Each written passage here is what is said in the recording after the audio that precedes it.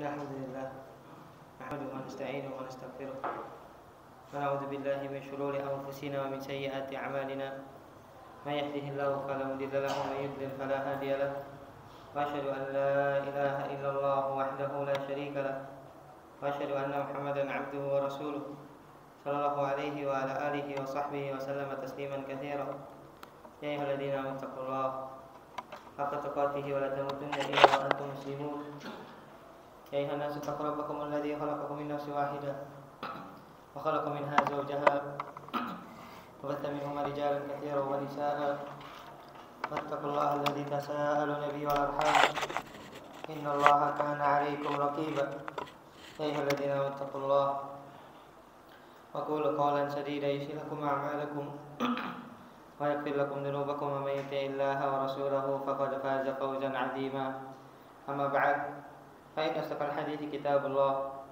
وخير الهدى هدى محمد صلى الله عليه وعلى آله وصحبه وسلم شر الأمور محدثاتها فإن كل محدثة بدعة وكل بدعة ضلالة وكل ضلالة في النار.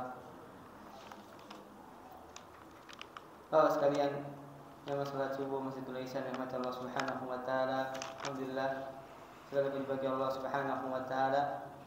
Segala nikmat dan juga karunia Allah Subhanahu wa taala berikan kepada kita hingga kita temukan kembali oleh Allah Subhanahu wa taala dalam rangka kita bersama-sama membaca hadis Nabi sallallahu alaihi wasallam yang berkaitan dengan adab dari kitab Al-Adabul Mufrad karangan Amirul Mukminin fil Hadis, penghulunya para ulama ahli hadis Muhammad ibn Ismail ibn Ibrahim Al-Bukhari rahimahullahu ta'ala. Salawat dan salam kita serahkan kepada baginda Nabi Muhammad sallallahu alaihi wa alihi wasallam, Nabi serta Rasul yang Allah Subhanahu wa taala utus untuk memberikan rahmat dan juga kasih sayang kepada segenap penjuru alam. Maka salawat dan salam selalu tercurahkan kepada baginda Nabi Muhammad sallallahu alaihi wa alihi wasallam sebanyak mereka yang membaca salawat kepada beliau sallallahu alaihi wasallam dan sebanyak pula mereka yang merupakan dari memberikan salawat dan salam kepada Nabi Muhammad sallallahu alaihi wa alihi wasallam. Dan kembali kita masuk dalam bab al-khuruju ila dhai'ah,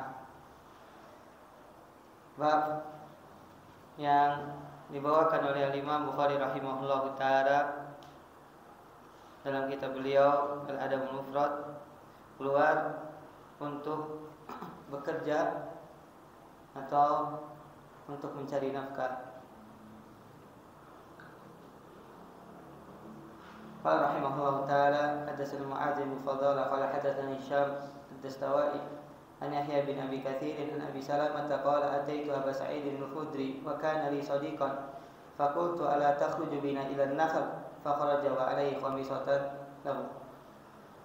Al-Imam Bukhari rahimahullah taala meriwayatkan sebuah hadis, sebuah athar hanya sampai kepada Abu Sa'id Al-Khudri radhiyallahu taala anhu. Imam Bukhari meriwayatkan dari gurunya Mu'adz ibnu Fadalah, dari gurunya Hisham ad-Dastawai, kemudian dari Yahya ibn Abi Katsir, dari Abi Salamah ibn Abdurrahman bin Auf. Ini salah satu fuqaha sab'ah yang mereka berfatwa sedangkan para sahabat Rasulullah SAW masih banyak yang hidup. bahwasanya Abu Salamah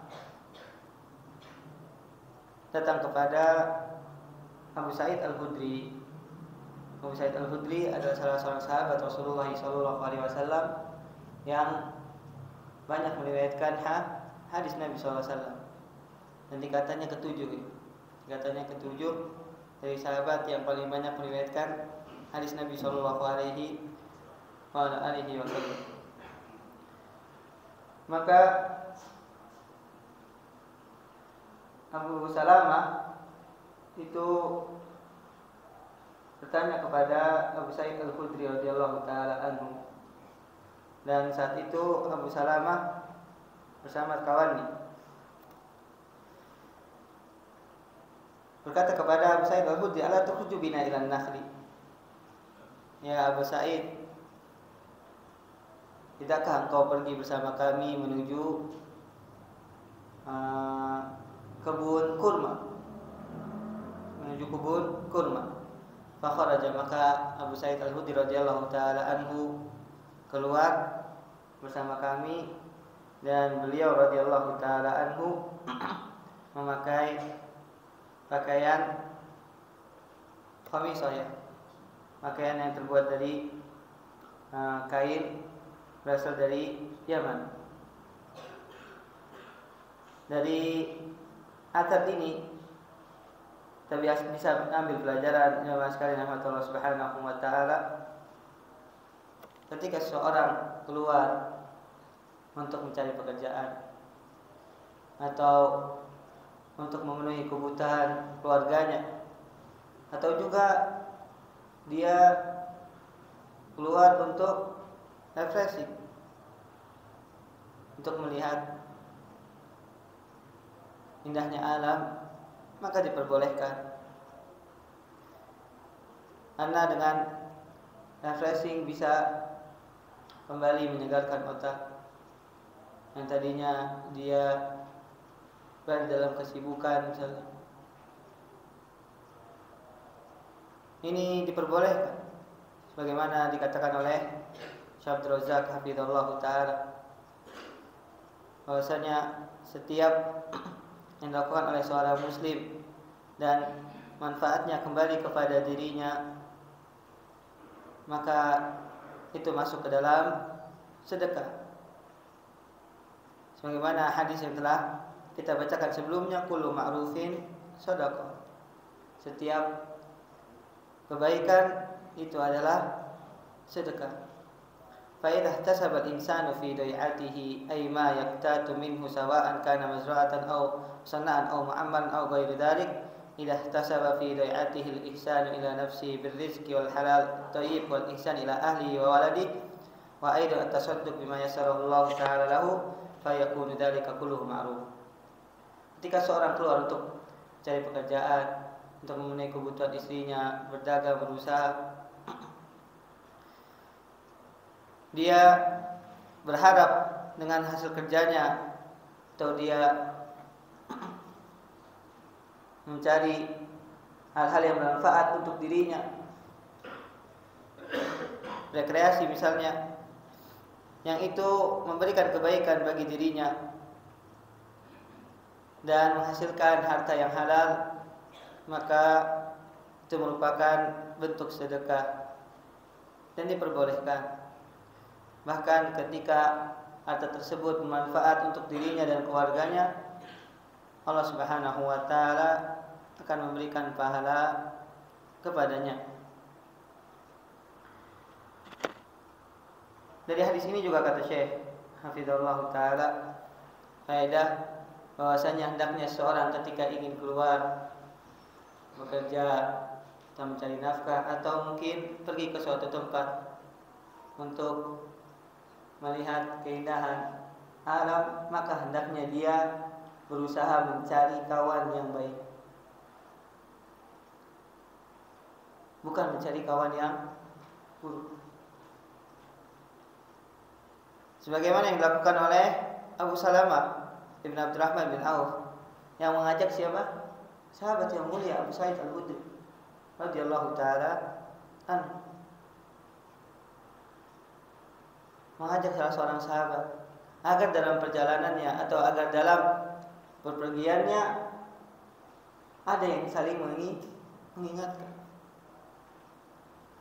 Ada yang memberikan ajaran. Ada juga dengan hadirnya orang-orang soleh, dia mengajak kita untuk melakukan kebaikan. Sebagaimana yang dilakukan oleh Abu Salamah bin Abdurrahman bin Auf radhiyallahu rahimahullahu taala ketika mengajak Abu Sa'id, salah seorang sahabat, maka perjalanannya diberkahi oleh Allah Subhanahu wa taala.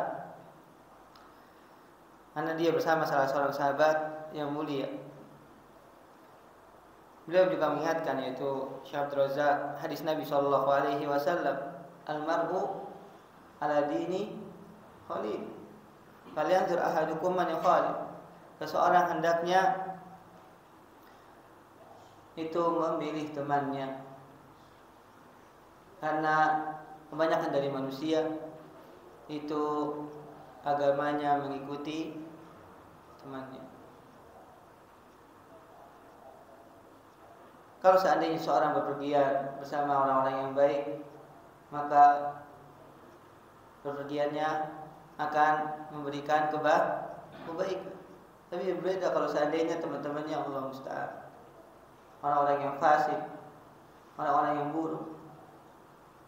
Dan biasanya manusia condong kalau sudah keluar dari daerah itu lebih condong untuk bebas melakukan apa yang dia ingin lakukan. Kalau seandainya ditambah dengan teman yang buruk, maka sudahlah. Yang terjadi akan lebih buruk lagi. Bagaimana pernah dikisahkan oleh salah seorang dai di Timur Tengah, pengaruh teman yang buruk. Jamaah sekalian yang Allah Subhanahu wa taala, saat bepergian, temannya ini mengajak, teman yang buruk ini mengajak seorang pemuda yang tadinya adalah seorang yang soleh. Diajak akhirnya mau. Ketika sampai di daerah tersebut, temannya ini berusaha untuk merusak kawannya ini. Diajaklah ke tempat yang buruk, disuruh minum khamr, disuruh untuk merokok. Pada awalnya dia tidak mau, kemudian karena teman gak enak, karena sudah dimuliakan, merasa dimuliakan oleh kawannya tersebut, akhirnya dia minum khamr. Dan kawannya ini lebih buruk lagi. Maaf jemaah, tapi ini mengisahkan seorang dai. Dia menyewa pelacur untuk agar teman yang soleh ini tidur bersama.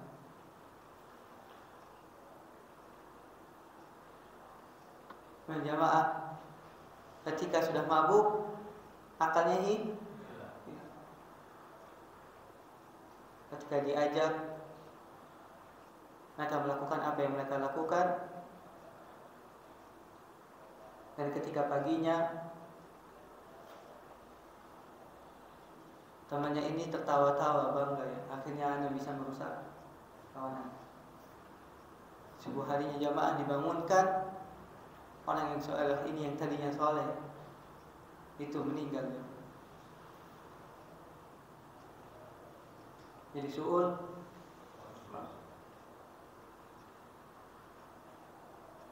Makanya ketika kita berpergian, hendaknya kita mencari teman yang baik.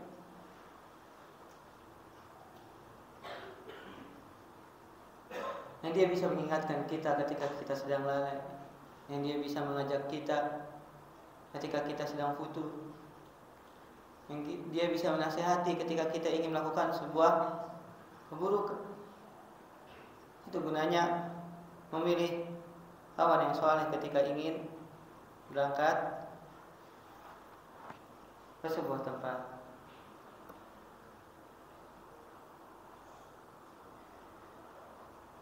Dari hadis ini juga bisa kita ambil pelajaran bahwasanya di antara sifat seorang muslim adalah dia bekerja ya.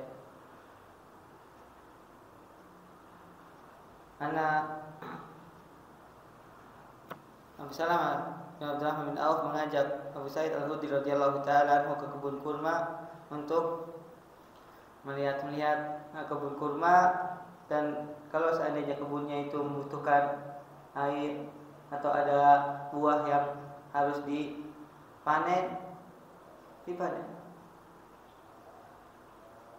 yang bisa memberikan keuntungan kepada si pemilik kebun tersebut.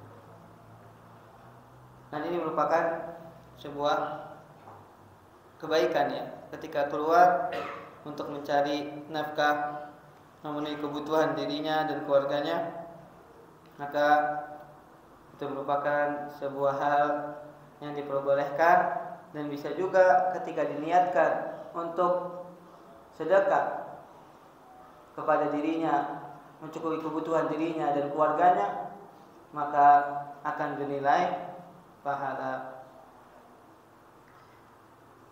Bahkan Nabi SAW pernah sebutkan dalam hadis bahwasanya seorang yang keluar dari rumahnya, seorang laki-laki yang keluar dari rumahnya kemudian bekerja untuk mencari nafkah kebutuhan dirinya dan istrinya, maka dia seperti berjihad fisabilillah sampai dia kembali ke rumahnya.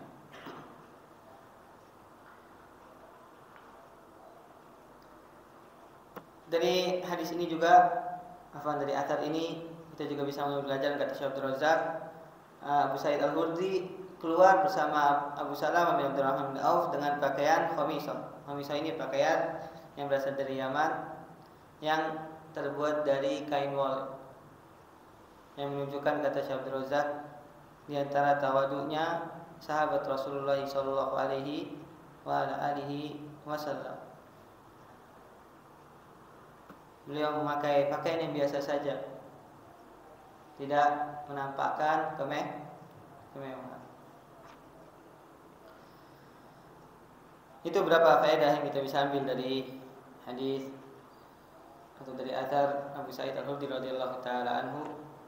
Kita masuk hadis yang selanjutnya. Qala rahimahullahu taala, haddatsana Muhammad ibn Salam qala akhbarana Muhammad ibn al-Fudayl ibn Ghazwan an Mughirah an Ummi Musa qalat sami'tu Aliyan salawatullahi alaihi yaqul amara Nabi sallallahu alaihi wasallam Abdullah bin Mas'ud an yas'ada syajaratan fayatiyahu minha bi syai'in fanadara ashabuhu ila saqi Abdullah fadhahibu min humushati salqai faqala Rasulullah sallallahu alaihi wasallam ma tadhakun narijulu Abdullah athqalu fil mizani min Uhud. Imam Bukhari rahimahullah taala meriwayatkan hadis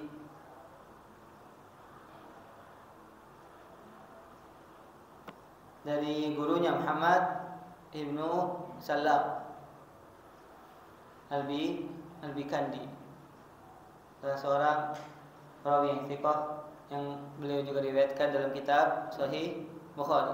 Pernah sampaikan kisahnya sampai ingat, di antara semangatnya Muhammad bin Salam dalam menuntut ilmu. Ini masih ingat, Pak? Muhammad bin Salam Al-Bikandi pernah dalam majlis ketika mendengarkan Syekh itu pensil yang dia gunakan patah.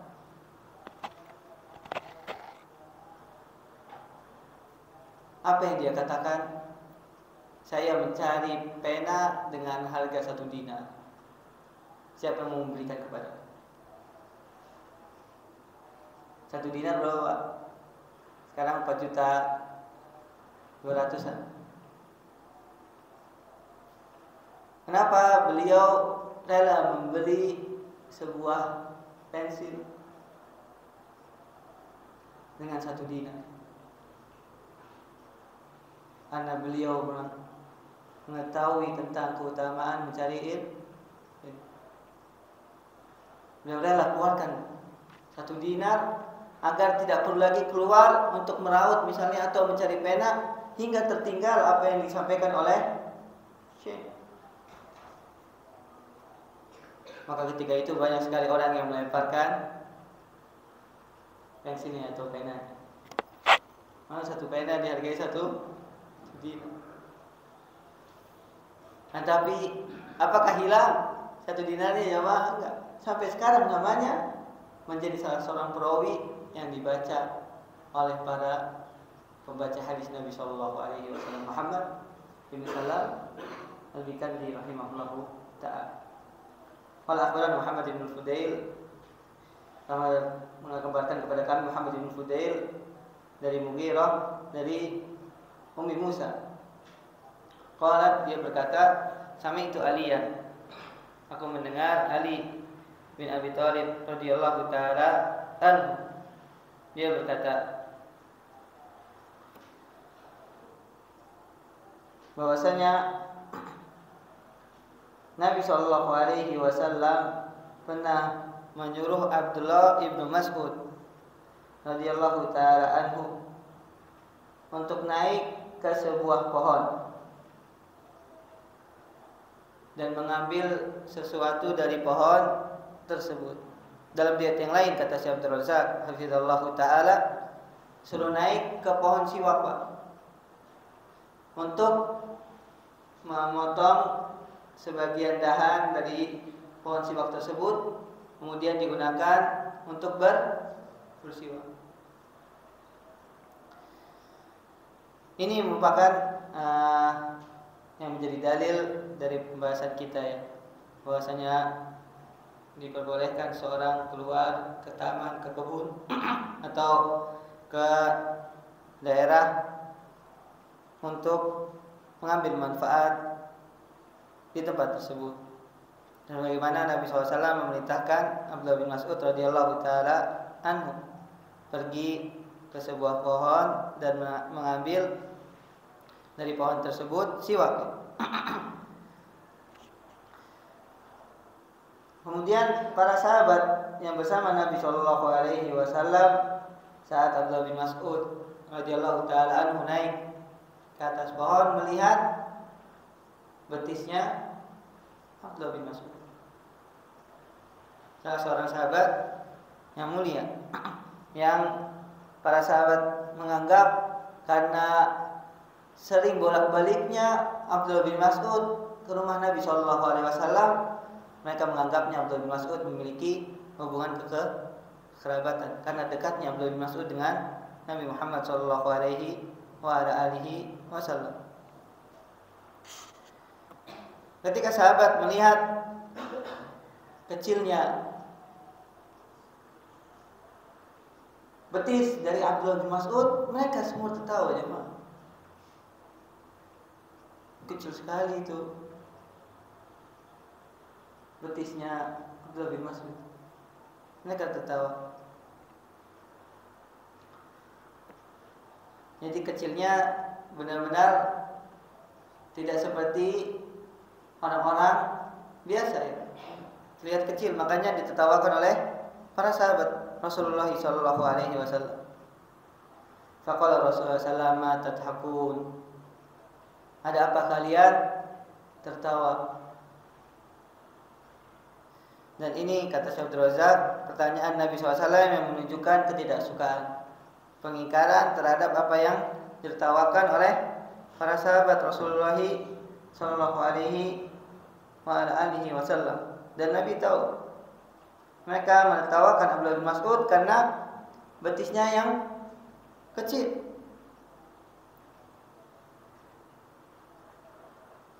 Maka Nabi Shallallahu Alaihi Wasallam berkata, sungguh satu betisnya saja, la rijlu Abdullah bin Mas'ud, itu di sisi Allah nanti di hari kiamat lebih berat daripada beratnya gunung Uhud.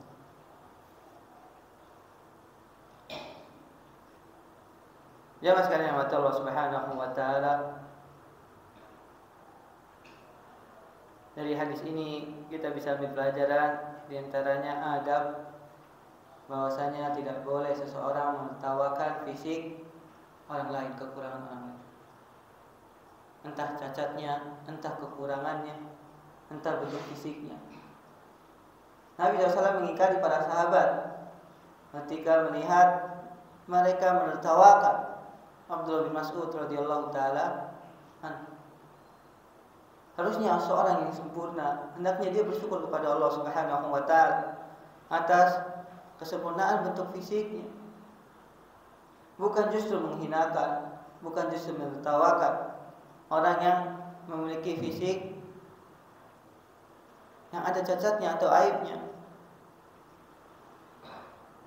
Sedangkan kesempurnaan tubuhnya dia itu yang menyempurnakan siapa? Allah Subhanahu wa taala. Kalau Allah mau, Allah jadikan dia juga sebagai seorang yang memiliki cacat, kurang. Seharusnya dia bersyukur kepada Allah Subhanahu wa taala. Jangan menghina orang-orang yang Allah Subhanahu wa taala berikan kekurangan pada fisiknya. Bahkan kata Syekh Abdul Razak, waqad yadhakul insanu min akhar li aibin khalqi fihi wa yakunu hadzal akhar khairun min mi'ati min misli hadzal dhahik. Terkadang seseorang tertawa atau menertawakan orang lain, padahal orang tersebut yang dia tertawakan itu lebih baik 100 kali lipat atau 100 orang dari yang menertawakan.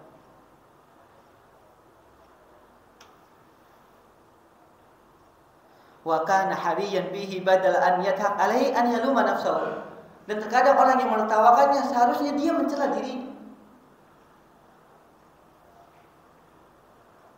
Ala taksirihi wa ala ikhlalihi wa tadyi'i wa tafriti fi jambillah. Justru dia seharusnya sebelum menertawakan orang, dia coba introspeksi diri. Sudah banyak apa kesalahan yang telah dia lakukan?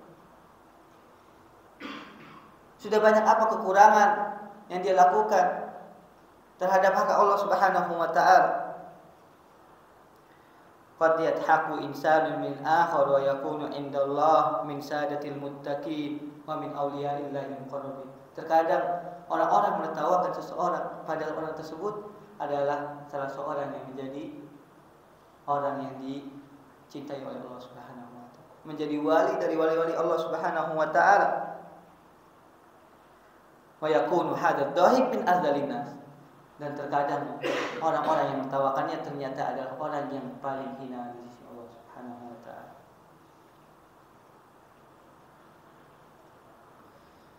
Falladhi yajdar lil insan wa yaliku bihi an yatanabbah wa an la ya'iba ahadan bimithli hadha wa an la yaskhar minan nas. Maka sepatutnya bagi seseorang hendaknya dia tidak menghina manusia, tidak menertawakan manusia. Hendaknya dia berusaha untuk bersyukur kepada Allah Subhanahu wa taala, dan jangan dia mencaci, menghina orang yang memiliki kekurangan. Allah Subhanahu wa taala firman, ya ayyuhalladzina amanu la yaskhar qaumun min qaumin asa ay yakunu khairan minhum.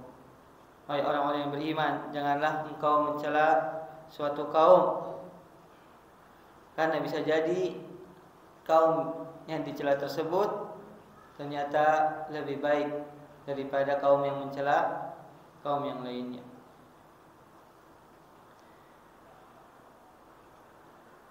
Dari hadis ini juga bahwasanya timbangan Allah Subhanahu wa taala itu berbeda. Timbangan di sisi Allah Subhanahu wa taala nanti di hari kiamat berbeda jemaah. Allah Subhanahu wa taala menimbang sesuatu nanti di hari kiamat dengan amalannya, bukan dengan fisik. Ketika Abdullah bin Mas'ud memiliki betis yang kecil, tapi di sisi Allah Subhanahu wa taala ternyata beratnya lebih dari beratnya gunung Uhud. Dan siapa yang pernah umrah jemaah sekalian, antum bisa mengetahui besarnya gunung Uhud. Yang pernah saya sampaikan, panjangnya itu 7 km dan diameternya 13 km. Di dunia ini tidak ada yang bisa menimbang ya. Tapi nanti di hari kiamat ternyata betisnya Abdullah bin Mas'ud lebih berat daripada beratnya dan besarnya gunung Uhud. Dari hadis ini juga kita bisa ambil pelajaran jamaah sekalian bahwasanya akidah Ahlussunnah wal Jamaah dalam masalah timbangan, bahwasanya yang timbang diantaranya juga adalah anggota tubuh. Jadi tidak hanya yang timbang adalah amal. Karena Nabi SAW mengatakan betisnya Abdullah bin Mas'ud nanti akan ditimbang dan timbangannya lebih berat daripada timbangannya gunung.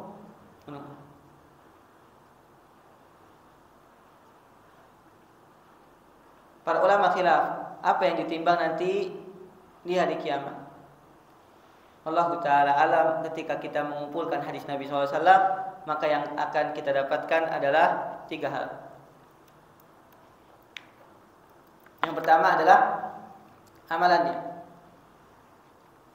Sebagaimana hadis Nabi SAW, kalimatani khafifatani ala lisan, taqilatani fil mizan, habibatani ila rahman. 2 kalimat yang sangat ringan diucapkan di lidah. Kemudian berat di tim, berarti amalan ini yang tim sangat dicintai oleh Allah yang Maha Penyayang, yaitu subhanallah wa bihamdi subhanallahil azim. Itu yang pertama. Yang kedua yang akan ditimbang adalah anggota tubuhnya. Sebagaimana hadis yang kita bacakan, bahwasanya betisnya Abdullah bin Mas'ud radhiyallahu taala anhu ditimbang nanti di hari kiamat. Kemudian yang ketiga jamaah yang akan ditimbang adalah catatan amalannya. Sebagaimana hadis bitaqah, yaitu hadis kartu la ilaha illallah, di mana Allah Subhanahu wa taala menampakkan catatan amalan keburukan seorang hamba yang jumlahnya 99. Satu lembaran itu catatan keburukannya sejauh mata memandang.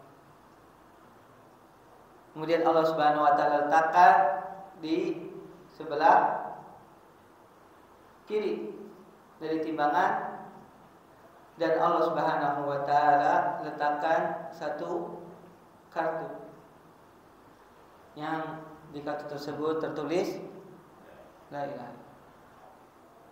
Famalat bihinna la ilaha illallah.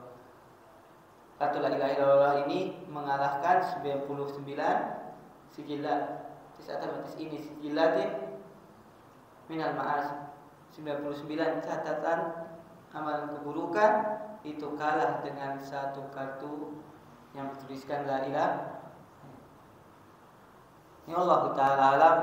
Ini yang lebih kuat bahwasanya yang ditimbang adalah 3 hal tadi.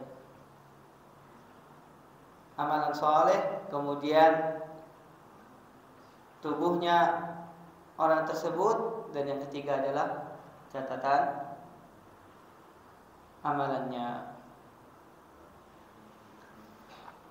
Dari hadis ini juga kita bisa ambil pelajaran jamaah sekalian yang Allah Subhanahu wa taala, bahwa janganlah seseorang melihat orang lain dari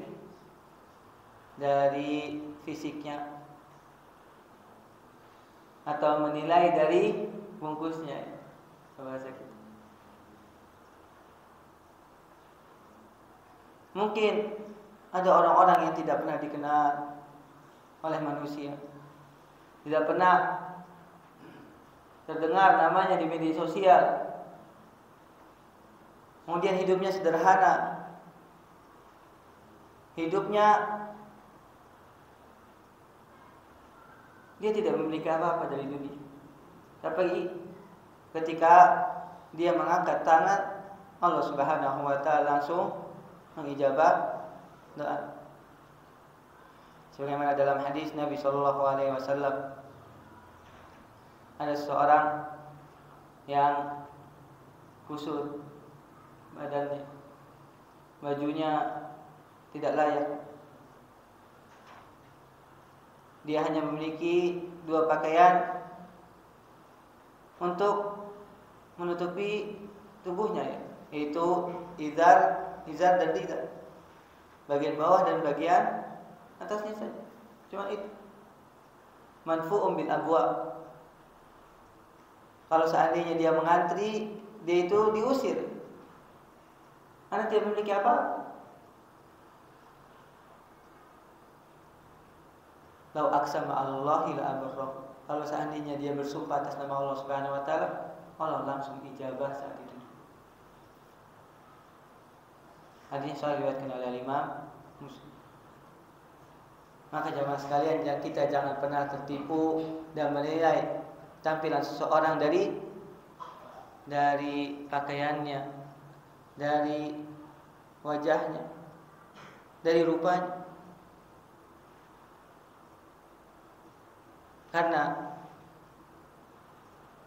apa yang ada di sisi Allah Subhanahu wa taala dari penilaian itu lebih baik dan lebih teliti.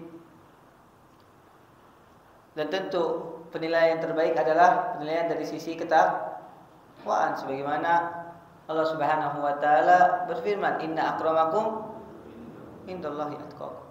Sungguhnya yang paling mulia di antara kalian adalah yang paling, bukan yang paling mulia dari kalian adalah orang yang paling banyak hartanya, orang yang paling tinggi jabatannya, orang yang paling terkenal namanya, tidak. Yang paling mulia di sisi Allah Subhanahu wa taala adalah mereka yang paling bertakwa kepada Allah Subhanahu wa taala.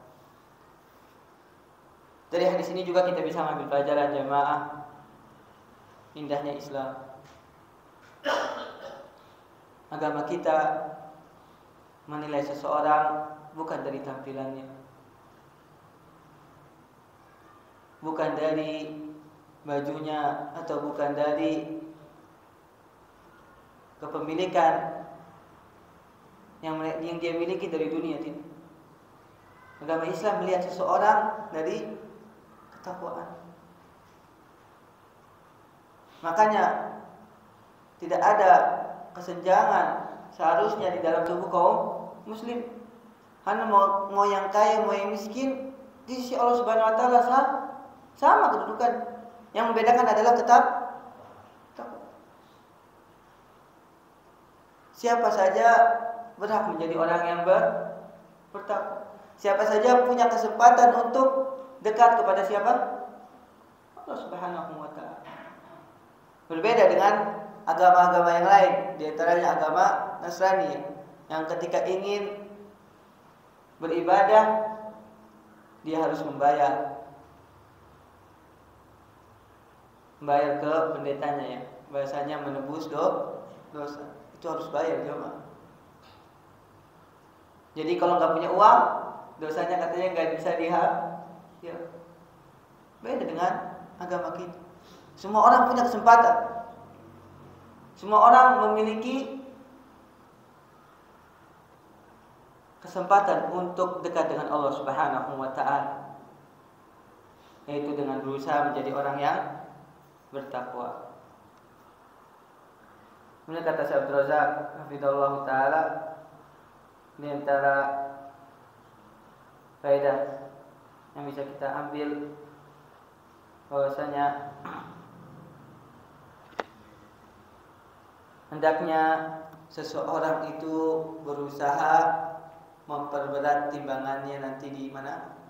Ya, berusaha untuk menyelamatkan dirinya di akhirat. Karena pandangan manusia, penilaian manusia jamaah di dunia ini tidak bisa memperberat timbangan dia. Apakah seorang yang akunnya Masya Allah followernya berapa? Jutaan, bahkan miliaran, nanti di akhirat bisa memperberat timbangan jemaah? Ketika manusia menilai dia itu orang yang baik sampai memiliki pengikut yang sangat banyak, apakah akan memperberat timbangan? Atau sebaliknya, ketika semua orang atau banyak dari orang mencela dan tidak menyukai salah satu dari manusia, apakah akan menyebabkan timbangan keburukannya bertambah banyak jemaah? Tentu tidak. Maka jemaah, carilah ridwan Allah Subhanahu wa taala. Jangan kita memandang dengan pandangan manusia. Manusia ketika mereka mendapatkan kebaikan, mereka akan memuji kita. Ketika kita melakukan kesalahan, mereka akan mencela.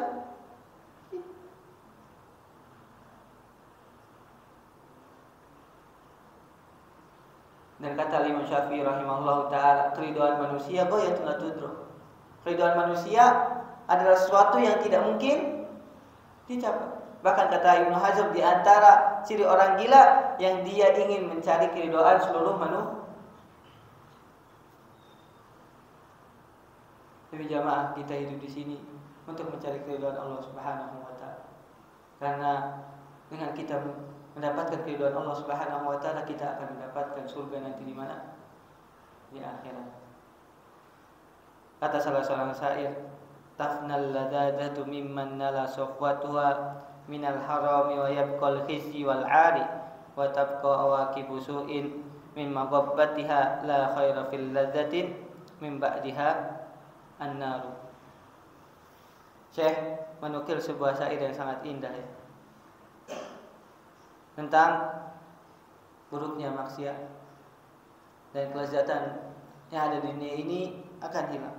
Kata beliau, seluruh kelezatan akan fana, siapa saja yang pernah merasakannya dari hal-hal yang haram, dan yang tersisa adalah kehinaan dan juga kesengsaraan bagi para pelaku maksiat.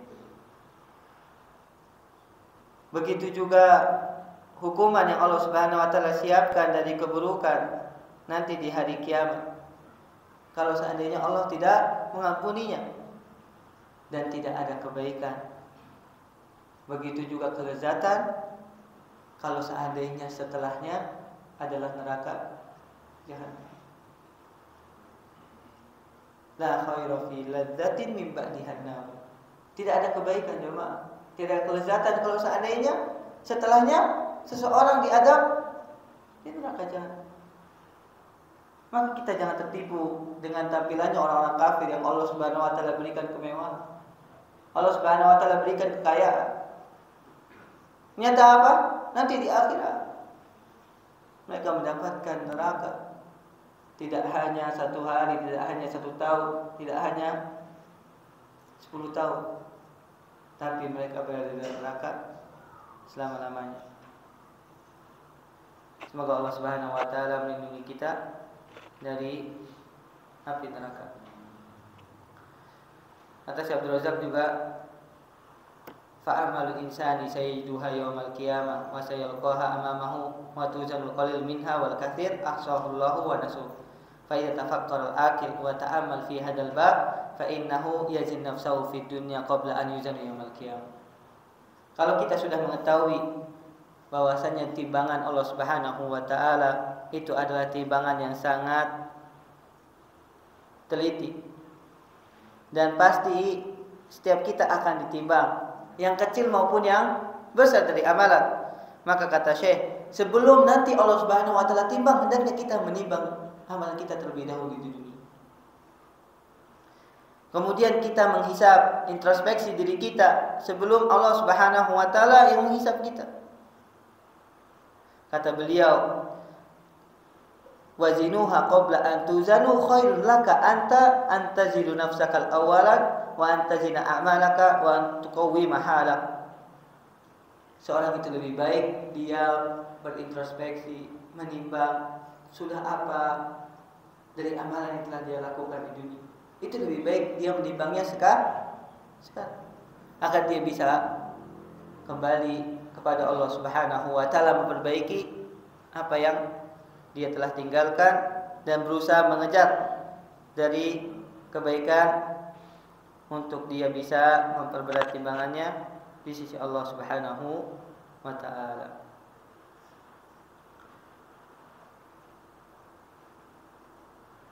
Ini panjang sekali Syekh Abdul Razak insyaallah memberikan faedah tentang hadis ini, dan itu beberapa ringkasannya.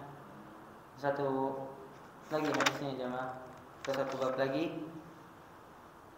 Qala rahimahullahu taala, babul muslim mir'atu akhihi. Bab seorang muslim itu cermin saudaranya. Qala rahimahullahu taala, haddatsana Asbagul qala akhbarani Ibnu Wahb qala akhbarani Khalid ibn Humaid an Khalid ibn Yazid an Sulaiman ibn Rashid an Abdullah ibn Rafi an Abi Hurairah radhiyallahu taala anhu qala al-mu'minu mir'atu akhihi idza ra'a fihi aiban aslahahu.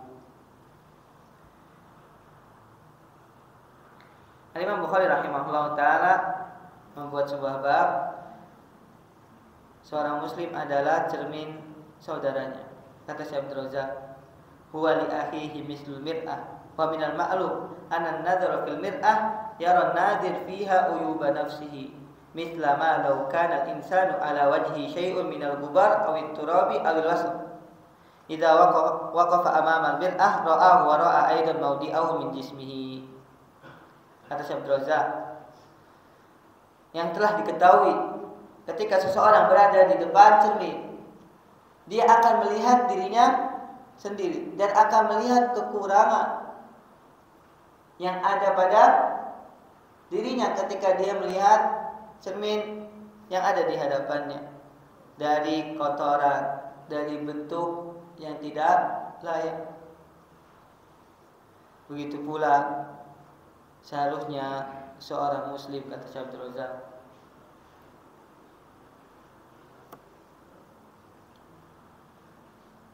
al-mir'ah aratu aiba nafsi fanadharahu lahu yufidu hadhil faidah wa lihada itadan nas idza arada an yusliha nafsahu yaqifu amama al-mir'ah.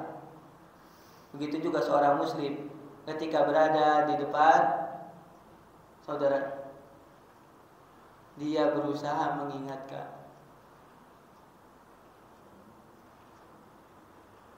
Nah, jemaah sekalian,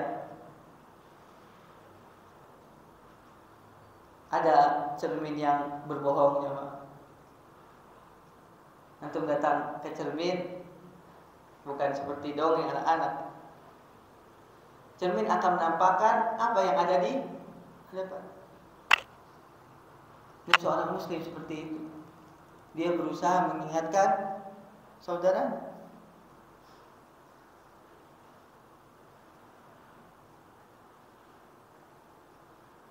Kata Syekh, fahadal khabar alladhi kharaja mawdi'ut tawjih wa tabyin lima yanbaghi an yakuna alaihi al-muslim ittijahi akhihi al-muslim min nasihatin wa dalalatin wa tawjihin wa ta'awunin 'alal birri wat taqwa anna alladhi yanbaghi alaihi an yakuna haluhu ma'a akhihi hadhil hal fayakunu nasihan mushfiqan wa muwajjihan aminan ba'idan 'anil ghish wa 'anil khadi'.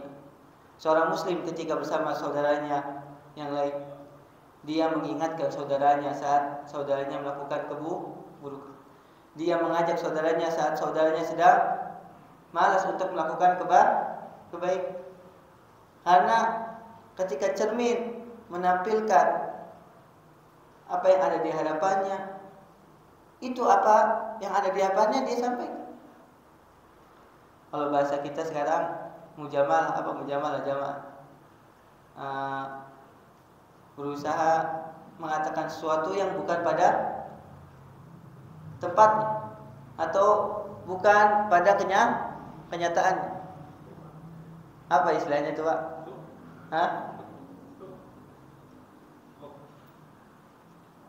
dia menghias perkataannya, padahal di dalam hati saudara di hadapan saudaranya itu dia tidak seperti itu. Menjilat, Pak?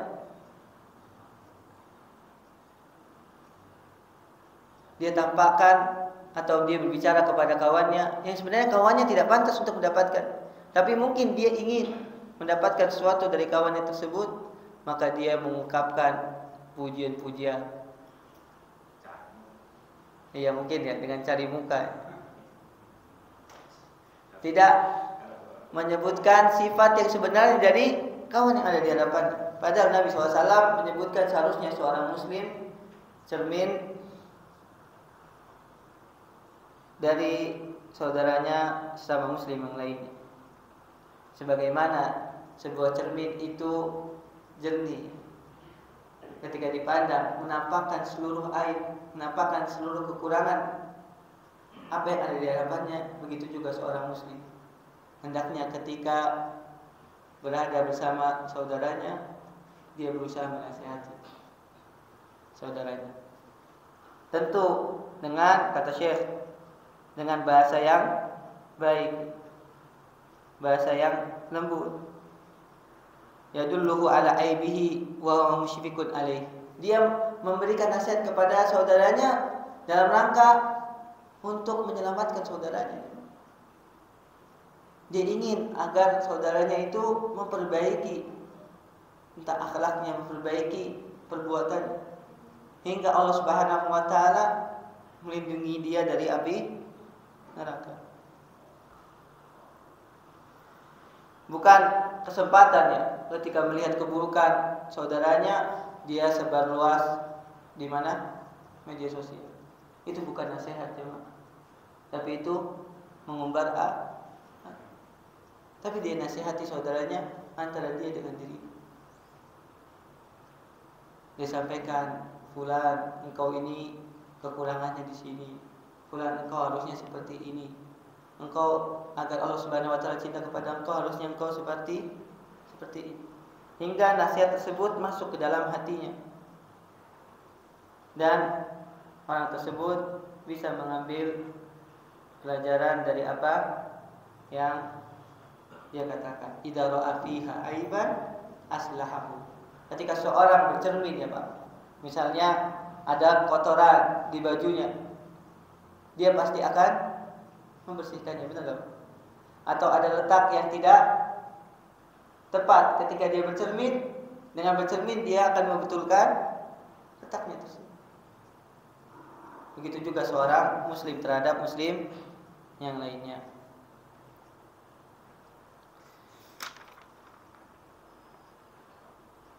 Ada dua hadis lagi yang bersama jemaah. Qala rahimahullah ta'ala hadatsana Ibrahim bin Hamzah qala hadatsana Ibnu Abi Hazim an Katsir ibn Zaidin Anil Walid ibn Rabah an Abi Hurairah radhiyallahu ta'ala anhu anin Nabi sallallahu alaihi wa ala alihi wasallam qala al-mu'minu mir'atu akhihi wal mu'minu akhul mu'min yakuffu alaihi bai'atahu wa yahutuhu min wara'ihi.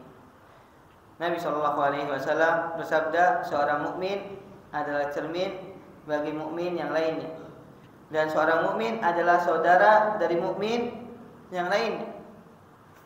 Saudara sesama iman, saudara sesama Islam. Dan kata Allah Subhanahu wa taala di sini disebutkan untuk mengingatkan kita dalam surat Zukhruf ayat 67. Allah Subhanahu wa taala berfirman, al-akhillau yauma idzin ba'duhum li ba'din aduwwun ilal muttaqin. Ternyata persaudaraan yang paling kuat ada persaudaraan yang berada di bawah ketakwaan dan keimanan. Nanti di hari kiamat seluruh orang yang saling mengasihi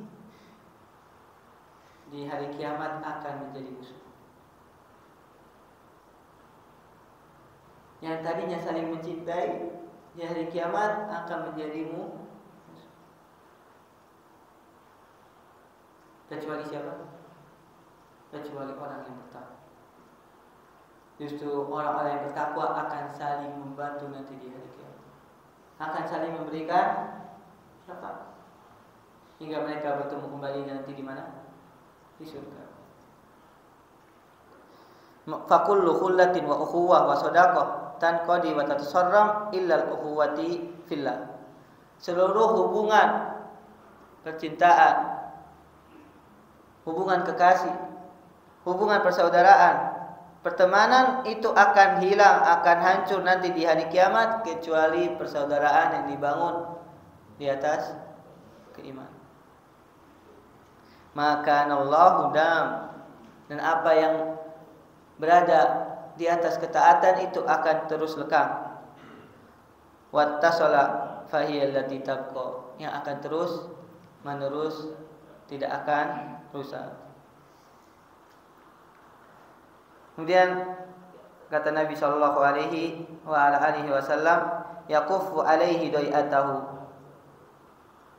yaitu berusaha melengkapi kekurangan saudaranya yang lain. Ketika saudaranya membutuhkan bantuan, dia menolongnya. Ketika seorang kekurangan dalam kebutuhan, maka ada yang menambah. Itu makna dari yaqufu alaihi dai'atahu wa yahutuhu min waraihi, dan meliputi apa yang ada di belakang dari saudaranya. Jemaah, antum bisa melihat ke belakang? Bisa nggak melihat ke belakang? Nggak bisa. Tapi di antara hak seorang yang beriman, seorang menjaga kawannya dari belakang. Ketika ada keburukan, ada sesuatu yang membahayakan, seorang yang beriman menjadi tameng bagi saudara yang beriman yang lain. Yahutu min wara'i, dia jaga dari belakang, karena kita semua tidak bisa melihat apa yang ada di belakang kita. Dan Nabi SAW memberikan perumpamaan, di antara sifatnya orang yang beriman adalah dia melindungi kawannya yang lain, terutama dari bagian yang tidak pernah bisa dilihat, yaitu dari belakang. Kalau dari depan, seorang pasti bisa melindungi dirinya, betul nggak Pak? Tapi kalau belakang, tidak mungkin kecuali orang lain. Dan seorang yang beriman, dia menjaga hubungannya dengan saudaranya seperti itu. Satu lagi hadisnya jamaah, qala rahimahullah ta'ala hadatsana Ahmad bin Asim qala hadatsani Haywat qala hadatsana Bakiyah an ibni Thauban an abihi an Maqul an Waqqas ibn Rabi'ah an al-Mustawrid an Nabi sallallahu alaihi wasallam qala man akala bi muslimin uklatan fa inna Allah yut'imuhu mithlaha min jahannam wa man kusiya bi rajulin muslim fa inna Allah azza wa jalla yaksuhu min jahannam wa man qama bi rajulin maqama riya'in wa sum'atin fa inna Allah yaqumu bihi maqama riya'in wa sum'atin yaumal qiyamah. Al-Imam Bukhari rahimahullah ta'ala meriwayatkan dalam hadis sampai kepada Mustawrid dari Nabi sallallahu alaihi wasallam bahwa beliau bersabda,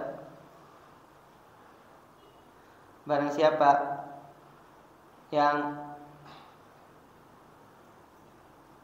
tidak mau memberikan kepada seorang muslim makanan, fa innallaha yut'imuhu mithlaha min jahannam, maka Allah Subhanahu wa taala akan memberikan makanan yang semisalnya di neraka jahanam. Wa man kusiya bi rajulin muslimin fa innallaha azza wa jalla yaksuhu min jahannam. Dan barang siapa yang tidak mau memberikan pakaian kepada seorang muslim yang butuh, maka Allah Subhanahu wa taala akan memberikan pakaian untuknya dari neraka jahanam. Wa man qama bi rajulin maqama riya'in, barang siapa yang berdiri untuk mendapatkan pandangan dari manusia dan pendengaran, yaitu maksudnya orang yang riya, dan sum'ah, untuk mendapatkan pujian, maka Allah Subhanahu wa taala akan menampakkan kepada manusia bahwasanya dia adalah orang yang mencari pujian dan pamer di hadapan manusia. Nah, tapi hadis ini jamaah sekalian diperselisihkan tentang kesahihannya. Dan wallahu taala alam, hadis ini adalah hadis yang dhaif. Mudah-mudahan apa yang kita bahas pada kesempatan kali ini bermanfaat. Sallallahu alaihi wasallam baraka ala nabiyina Muhammadin wa ala alihi washabihi wasallam. Subhanakallahumma wa bihamdika asyhadu an la ilaha illa anta astaghfiruka wa atubu ilaik. Assalamualaikum warahmatullahi wabarakatuh.